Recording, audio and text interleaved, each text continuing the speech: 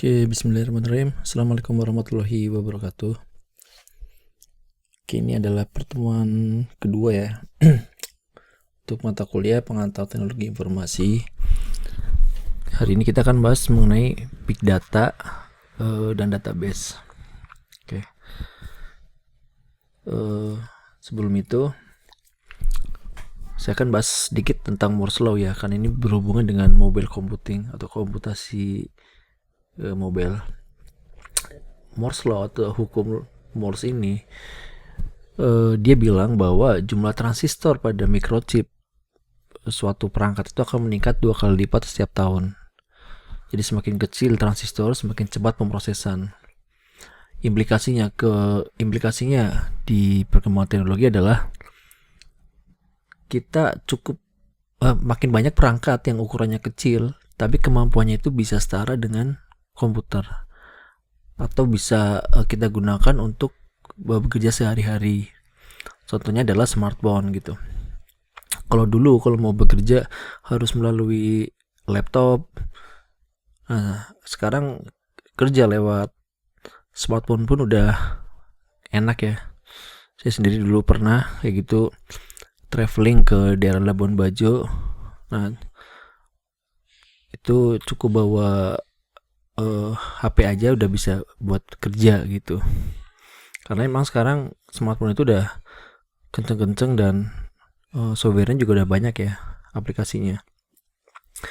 Nah, semakin implikasinya ke data itu adalah kalau misalnya dulu itu data dihasilkan dari perangkat seperti laptop aja atau komputer, sekarang karena udah ada smartphone, maka otomatis akan lebih banyak lagi data yang dihasilkan, ditambah dengan perkembangan softwarenya atau aplikasinya. Oke, jadi setiap detik itu data yang dihasilkan itu udah luar biasa besar ya. Dari awal perkembangan teknologi sampai tahun 2003 itu jumlah data yang dihasilkan itu 5 exabyte.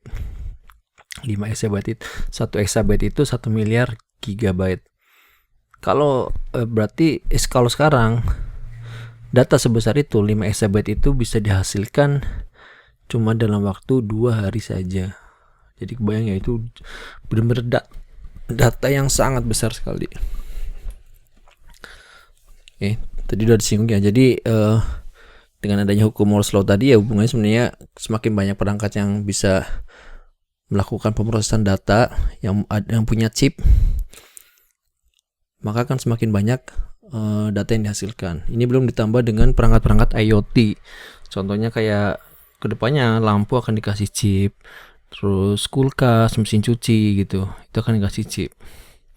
Maka akan makin banyak lagi data-data yang dihasilkan. Data-data kapan lampu akan mati, berapa jumlah watt yang dihasilkan. Terus data di kulkas misalnya kapan sebuah sayur akan basi, berapa jumlah pengeluaran per bulan dari satu rumah tangga gitu, dengan melihat dari isi kulkas misalnya gitu loh. Jadi datanya akan semakin besar gitu. Tapi pertanyaannya, apa itu big data? Apakah sesuai namanya ya? Apakah hanya sekedar besar gitu? Apakah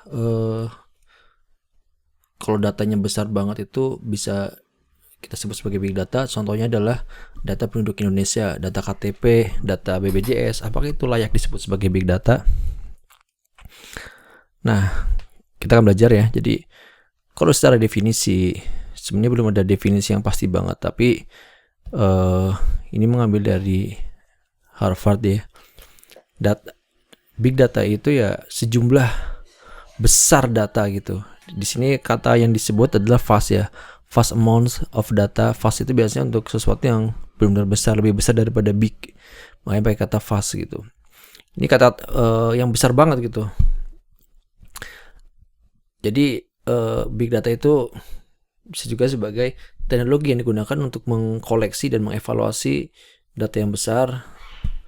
Nah, saking besar data ini, mereka itu data setnya itu udah nggak bisa dievaluasi menggunakan metode yang konvensional. Contohnya metode konvensional adalah kayak Excel kayak gitu, file Excel atau aplikasi database sederhana itu udah nggak bisa lagi gitu.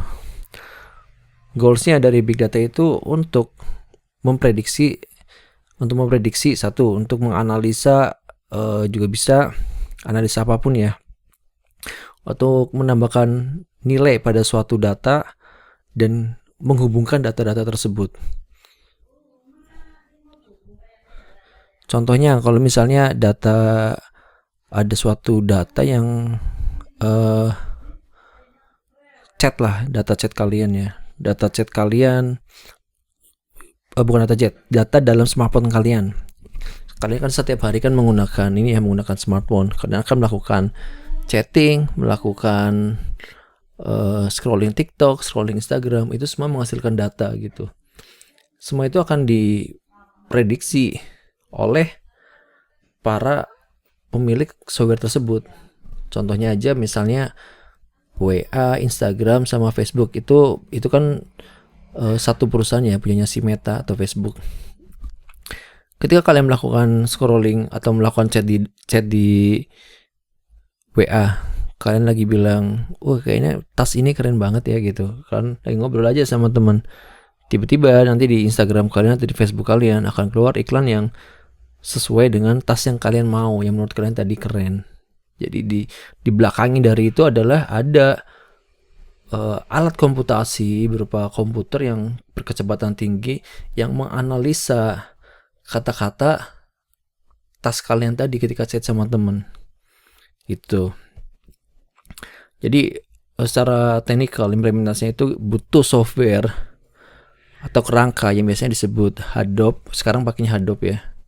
Hadoop itu kerangka kerja yang dijalankan di ribuan server, mungkin gabungan dari beberapa komputer, itu disebut superkomputer. Biasanya dijalankan dari superkomputer, karena untuk komputer biasa atau server biasa itu gak sanggup buat menganalisa big data. Nah, tadi balik lagi, apakah data NIK, data KTP, data BPJS bisa disebut sebagai big data? Nah, jadi jawabannya adalah tidak bisa. Karena untuk disebut sebagai big data, dia harus mempunyai 4 kriteria ini. 1 volume, 2 velocity, 4 variety, dan 3 variety, dan keempat adalah veracity. Yang pertama adalah volume. Datanya itu harus yang besar banget gitu, benar-benar besar. Data yang besar ini dihasilkan karena ada yang kedua, velocity atau kecepatan. Harus ada kecepatan, jadi nggak cuma sekedar besar doang, tapi benar-benar cepat gitu. Data yang dihasilkan cepat, hitungannya bukan jam atau harian, tapi per detik. Data yang dihasilkan itu per detik gitu. Data orang yang searching di Tokopedia, data orang yang searching di Google, data kalian scrolling, data kalian ngeklik suatu konten gitu, itu semua adalah data gitu. Kalau tadi BPJS kan enggak, BPJS atau katakanlah NIK kita ya, KTP ya, itu kan datanya ya nggak ada velocity, besar tapi nggak ada velocity, nggak ada kecepatannya, stagnan gitu, nggak terlalu cepat. Dalam satu hari emang berapa banyak sih orang yang akan bikin KTP baru? Nggak mungkin 1 detik itu bisa ada orang 600.000 orang gitu, atau 1 menit ada 600.000 orang buat bikin KTP baru. Nah itu kan nggak mungkin gitu. Yang ketiga ada variety. Jadi disebut big data itu harus ada varietas atau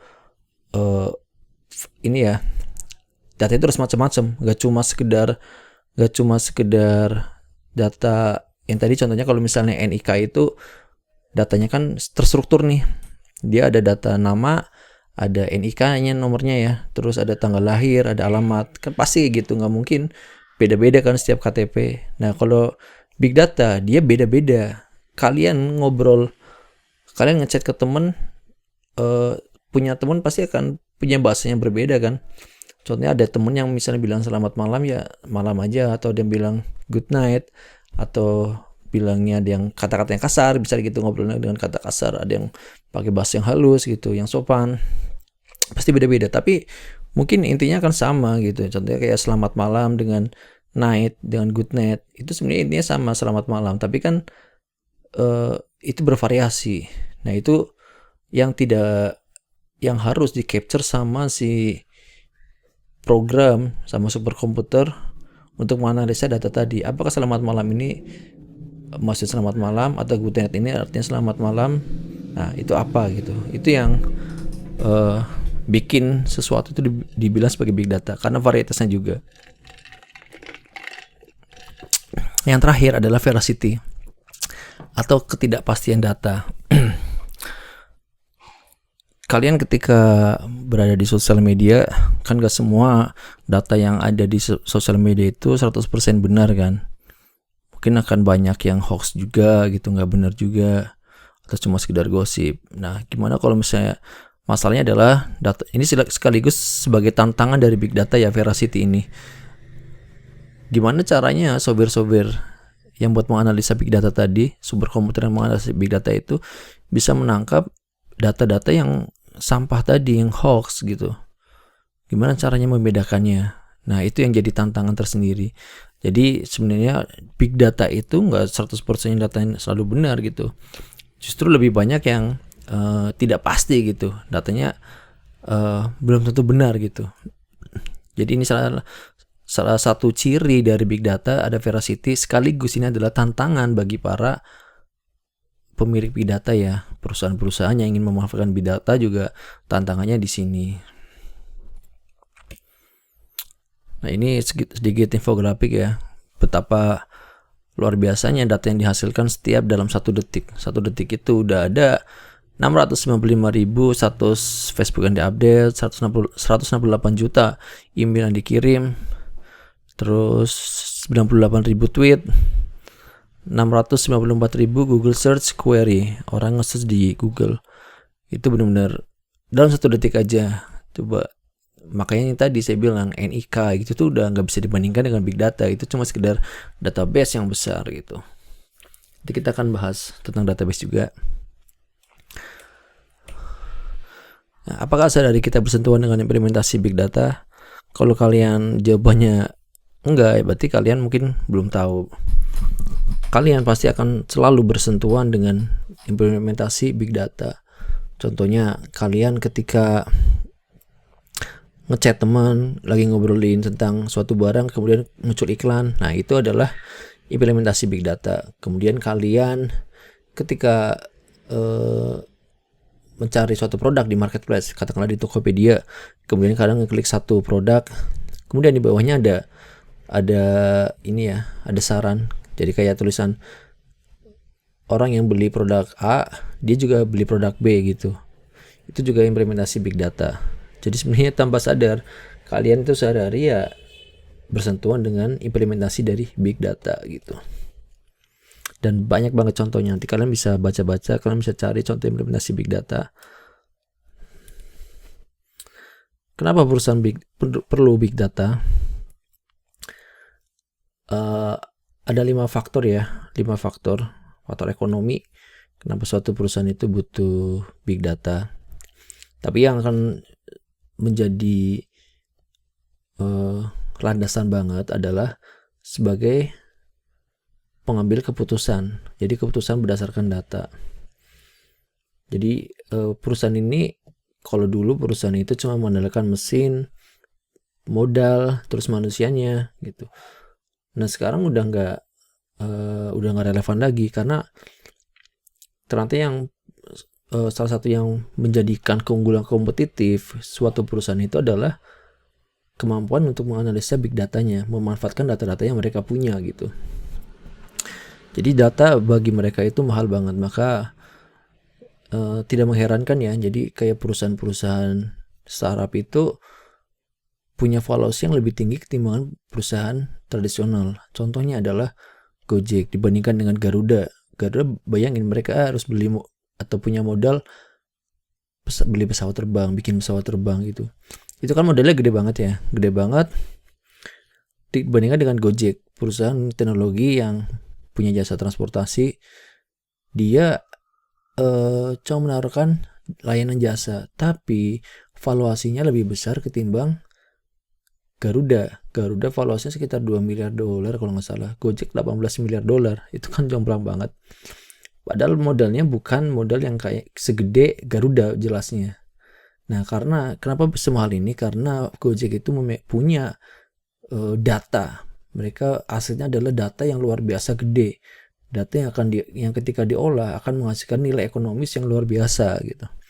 Contoh lain adalah kalian coba bayangin ada startup atau perusahaan teknologi yang berperilaku dengan menjual penginapan Airbnb. Mungkin kalian baru tahu. Airbnb itu nggak punya satu aset rumah gitu, tapi kok bisa menyediakan layanan rumah, layanan sewa kamar gitu kayak hotel. Dibandingkan contohnya hotel-hotel bintang 5 lah, misalnya Sheraton dengan Hilton gitu. Mereka kan punya banyak cabang ya, dan di mana-mana ada. Tapi valuasinya jelas kalah jauh dibanding Airbnb yang prinsipnya sama kan, memberikan layanan sewa kamar. Tapi Airbnb nggak perlu sampai bangun hotel, nggak perlu sampai bangun rumah gitu. Nah, valuasinya lebih gede ketimbang yang Hilton tadi atau Sheraton, karena yang dipegang sama si Airbnb tadi adalah datanya. Datanya luar biasa besar yang menghasilkan nilai ekonomis. Jadi ada 5 aspek sebenarnya dari big data ya. Kenapa perusahaan itu jadi butuh? Cuma yang mendasar kalian bisa baca ini: transparansi, forecast, customer focus, analysis, innovation. Tapi yang mendasari adalah, yang di atasnya lagi adalah, sebenarnya kalau saya harus menyimpulkan kenapa perusahaan butuh big data adalah untuk pengambilan keputusan yang berdasarkan data. Ya. Karena ketika kita sebagai pemilik perusahaan mengambil keputusan berdasarkan data, itu artinya kita data itu kan jujur. Data itu nggak mungkin bohong, data itu jujur gitu. Jadi udah pasti benar ya, udah pasti benar. Artinya jujur as it is. Apa yang ditampilkan itu ya itu gitu. Jadi ketika kita mengambil keputusan berdasarkan data ya akan lebih baik gitu ketimbang berdasarkan asumsi aja. Contohnya ketika kita akan melakukan riset pasar atau menganalisa pasar, jadi kita harus mengolah data-data yang gede tadi ya, harus mengolah data, terus kemudian kita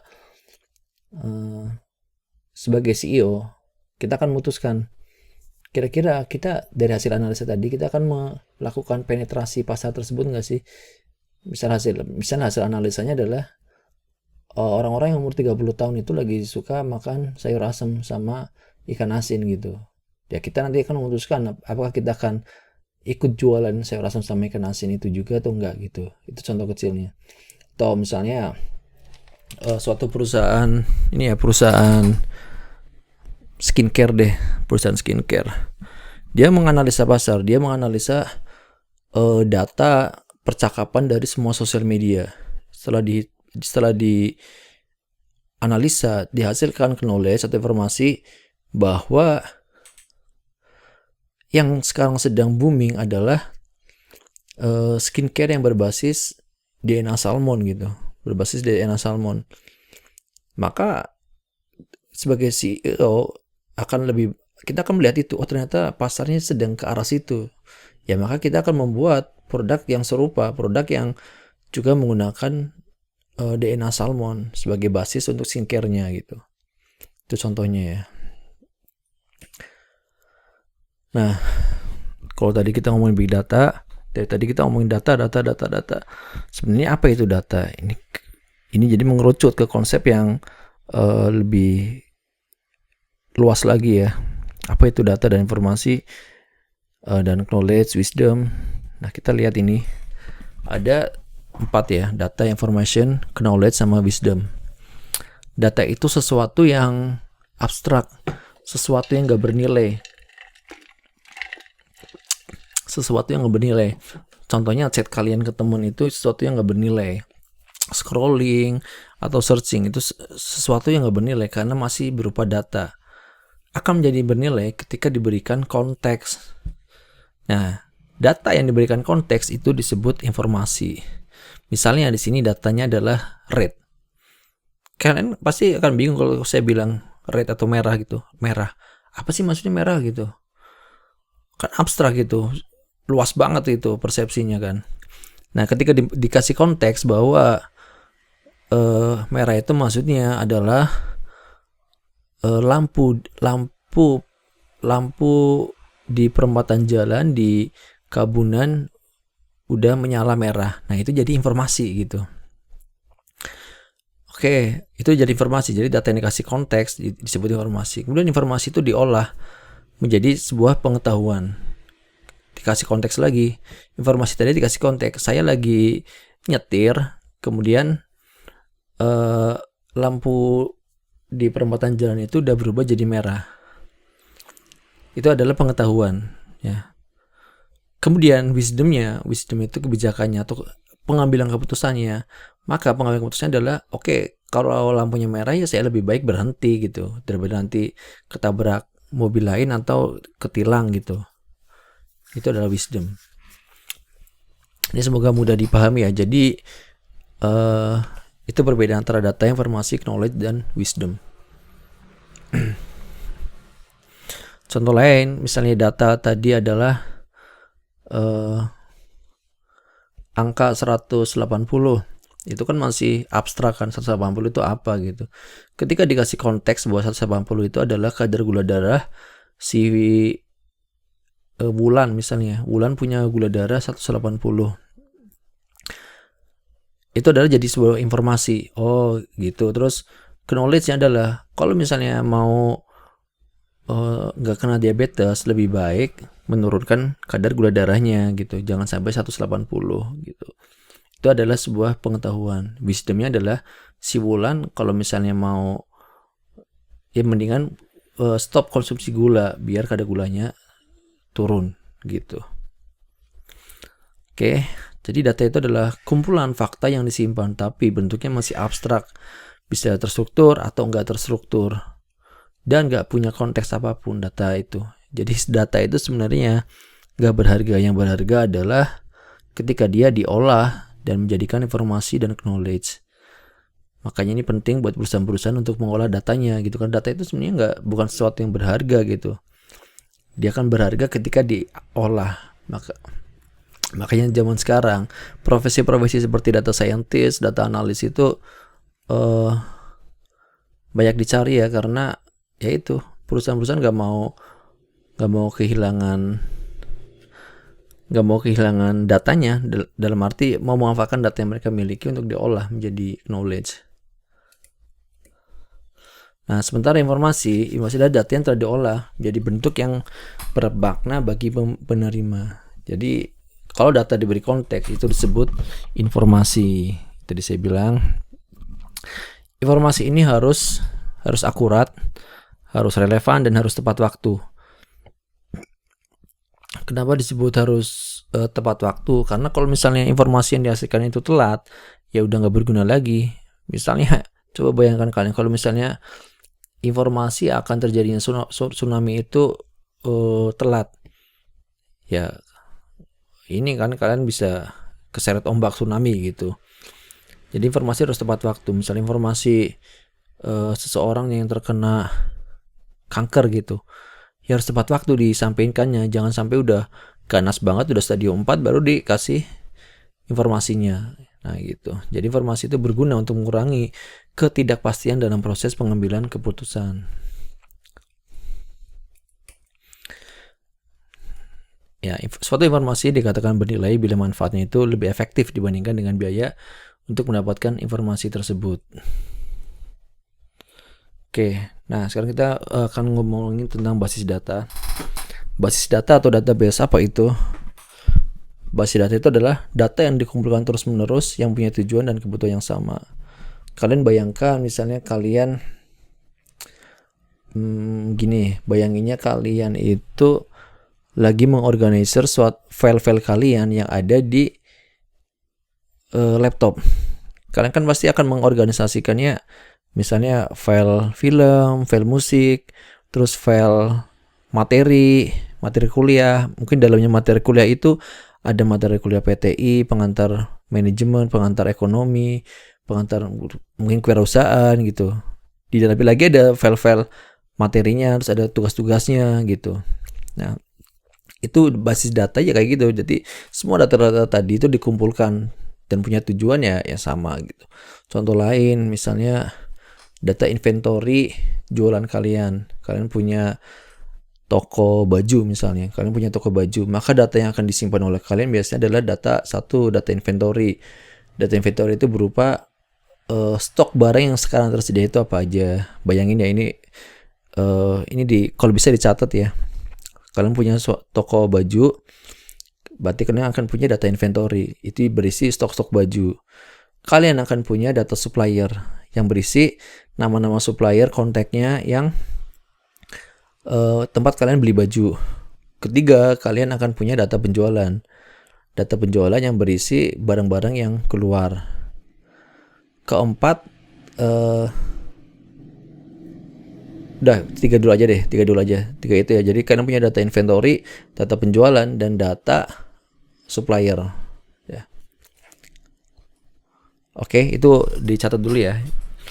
Kemudian itu data-data tadi disebut sebagai database karena di dalamnya pasti ada kolom-kolom. Kalian kalau misalnya bikin data inventory di Excel, kalian kan pasti nanti ada nama barang, terus kode barang, harga modalnya berapa, harga jualnya berapa gitu, dan stok. Kan pasti ada gitu. Nanti ini silakan dicatat ya. Kemudian di data penjualan, kalian kan masih ada nama barangnya, terus harga jualnya, sama stoknya. Yang keluar berapa, barang yang keluarnya berapa gitu. Di data supplier kalian ada nama dan barangnya, nama barangnya beserta harga modalnya. Nah, kenapa penting? Kenapa itu tadi kalian catat dulu ya. Kenapa penting? Karena dengan mengelola database tadi itu akan pasti lebih efisien ketimbang kalian tidak dikelola data-data tadi. Contohnya adalah coba kalau kalian misalnya nggak dikelola data-data inventory ya, misalnya kalian pasti nggak akan tahu berapa sih jumlah daster yang keluar hari ini, yang keluar selama bulan ini, daster apa yang paling laris gitu. Kemudian yang kedua, integritas data. Jadi ada aturan atau syarat untuk menjaga konsistensi data. Maksudnya konsistensi data adalah ketika kalian bikin data inventory, ya nggak usah dimasukin, misalnya data inventory-nya ada dua lah. Satunya daster, satunya pakaian formal ya. Ya datanya sebenarnya sama, kolom-kolomnya pasti sama, nama, produk, supplier, harga modal, harga jual, kayak gitu kan, dan stok. Keamanan data, jadi kalau keamanan data maksudnya gini, kalian gak akan mengizinkan karyawan kalian untuk mengakses data inventory kan, atau dan sama data supplier, karena nanti akan ketahuan harga modalnya sebenarnya berapa, terus siapa suppliernya. Jadi yang bisa mengakses data kalian itu ya harusnya orang-orang yang berwenang aja. Dalam hal ini berarti kalian sebagai pemilik toko bajunya. Analitik data membantu organisasi membuat keputusan bisnis. Jadi contohnya tadi, kalau misalnya ternyata bulan ini yang paling banyak dijual adalah daster dengan motif A, maka sebisa mungkin minggu depan atau bulan depan kita akan belanja daster yang motifnya sama tapi mungkin dengan yang corak yang beda gitu, atau warnanya berbeda gitu. Jadi itu ngebantu banget ya. Nah, ini fungsi database-nya. Database tadi ya, kelompok data tadi itu untuk mengelompokkan data dan informasi, memudahkan identifikasi, memudahkan proses akses, menjaga kualitas data, menunjang kinerja aplikasi, memerlukan penyimpanan data. Ini kalian nanti digambarkan aja ya. Yang tadi di kasus toko baju, kalian kalau udah gambarkan ini akan dipakai lagi. Nah, untuk mengolah data-data tadi kalian butuh aplikasi namanya DBMS, Database Management System. Sederhananya bisa pakai Excel. Jadi yang memungkinkan user untuk memelihara, mengontrol, dan mengakses data secara praktis dan efisien. Nah, nanti dalam database tadi ada yang namanya relationship atau hubungan antar database. Misalnya database inventory pasti akan berhubungan dengan data supplier dan data penjualan. Contohnya gini, di database inventory kan ada daster A dari supplier A. Kemudian harga modalnya adalah 30.000, harga jualan 50.000, stoknya ada 10. Ya, dicatat.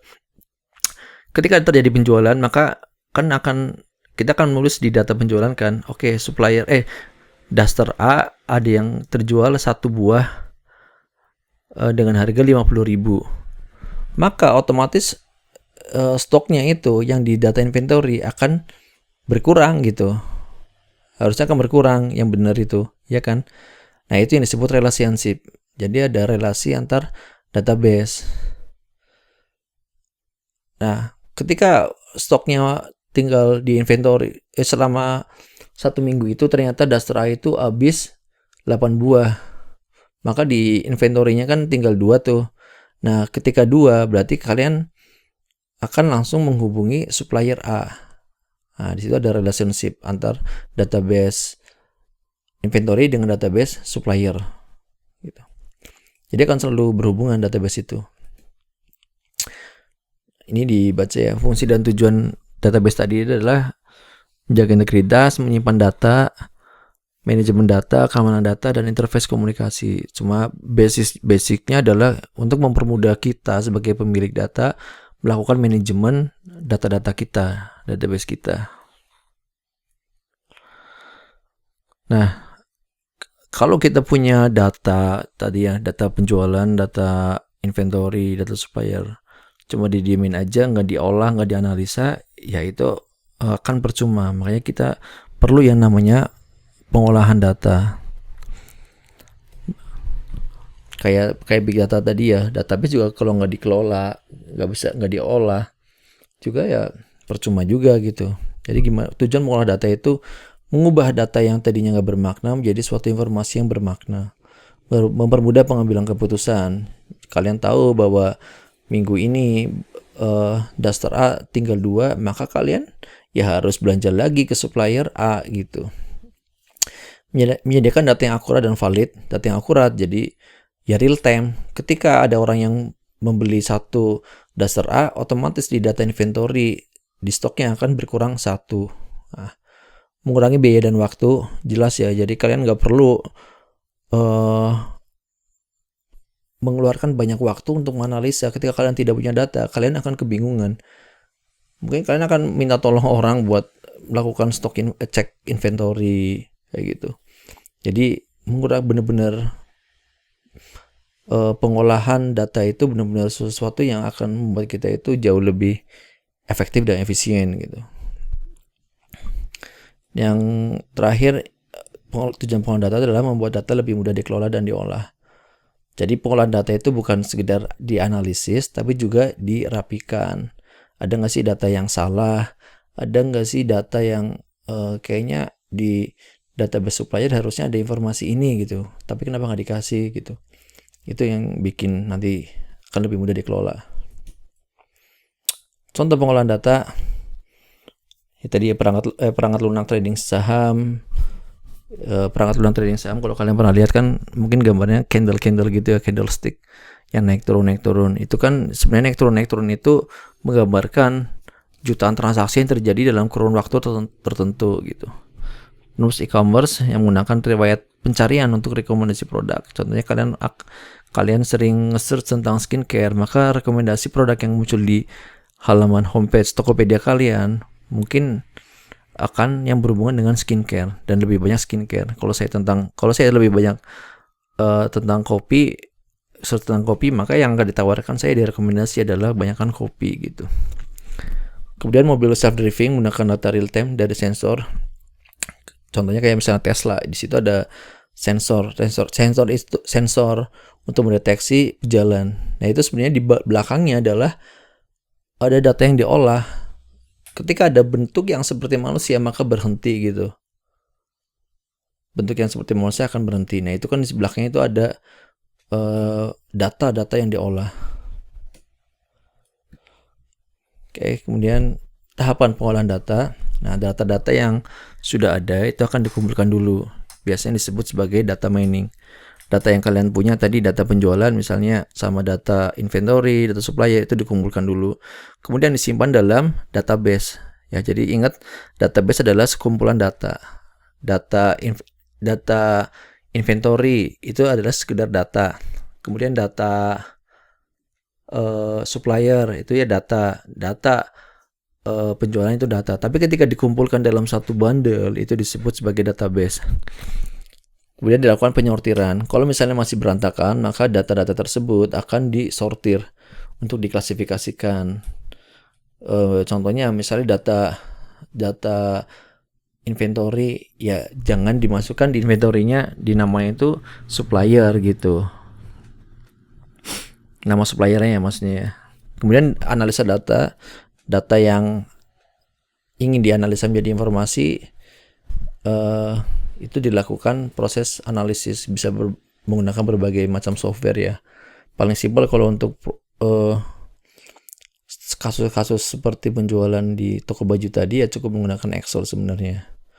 Kemudian presentasi data diubah dalam bentuk yang mudah dipahami. Apakah dalam bentuk diagram, apakah dalam bentuk chart pie, diagram pie ya, atau apa gitu. Intinya diolah untuk lebih mudah kita baca gitu. Nah, coba kalian pikirkan, ada nggak sih contoh lain penggunaan database di lingkungan sehari-hari? Nah, oke, itu aja materi untuk pengantar teknologi informasi di modul kedua. Semoga bisa bermanfaat. Kalau misalnya ada yang bingung, datang aja ke ruang dosen buat diskusi ya kita. Saya akhiri, wassalamualaikum warahmatullahi wabarakatuh.